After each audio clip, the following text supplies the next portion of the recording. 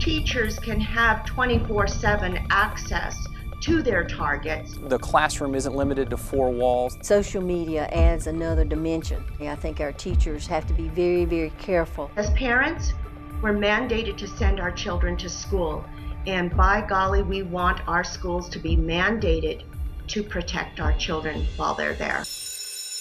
The moment that bell rings, your student steps into their school for one reason: to get an education.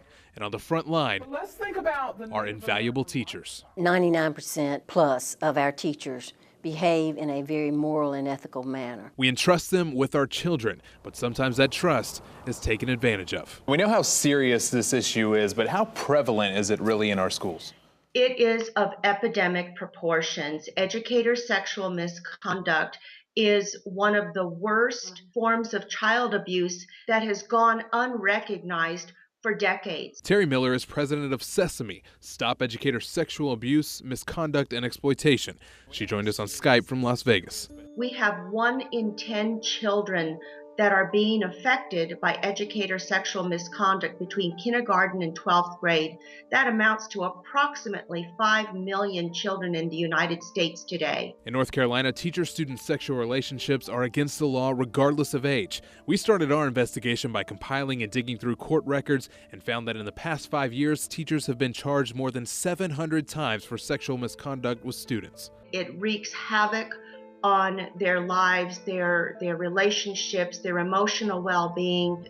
This is child sexual abuse and child rape. Miller says most of it is unreported, but the number of teachers in North Carolina losing their teaching license sheds new light on the problem. That number has doubled over the past 10 years to nearly 800 teachers, and more than 50% were because of inappropriate relationships with students. We took the issue to State Superintendent June Atkinson. School districts are becoming more and more diligent in reporting those offenses. But social media is blurring the lines between student-teacher boundaries. You know of any teachers who have personal Facebook pages who are friends with students? Yes, I do. So is it pretty common? Yeah.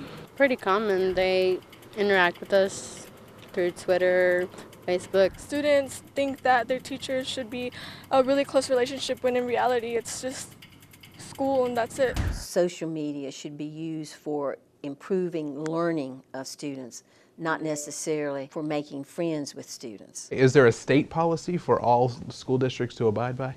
No, there's not a state policy. We depend on our school districts to develop those policies and also to enforce those policies. Are schools required to have a policy? No, it's not a requirement at the moment. Our goal was to go above and beyond to make sure our kids and our staff were protected.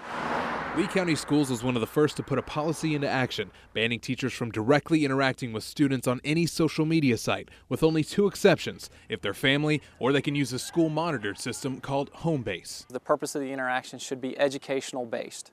There's no need to talk about other things. And I think if you look at some of the previous cases that have occurred, many of the cases developed with a very innocent beginning that developed over time on social media to a much bigger issue. When you're not face to face with a child, the boundaries are skewed. You're a teacher 24 hours a day, 7 days a week, and the rights of the students are protected 24 hours a day, 7 days a week. So even when you're on your own social media, you need to be real cautious with things that are stated. Miller says the problem isn't just punishing offenders, it's keeping them out of the system. One of the reasons that educator sexual abuse is so prolific is this practice of passing the trash, where they allow a predator to quietly resign amidst allegations of sexual offense and move on to another school system. Something Atkinson says they're working on improving. The state is creating a new online database of teachers whose license have been revoked and making license application questions more in depth. And as for social media, it's not going anywhere anytime soon. The question is, are schools able to keep up with the ever-changing technology to make sure teachers don't exploit their role? Regardless of whether that's 1 teacher or whether it is 100 teachers, we need to move as quickly as possible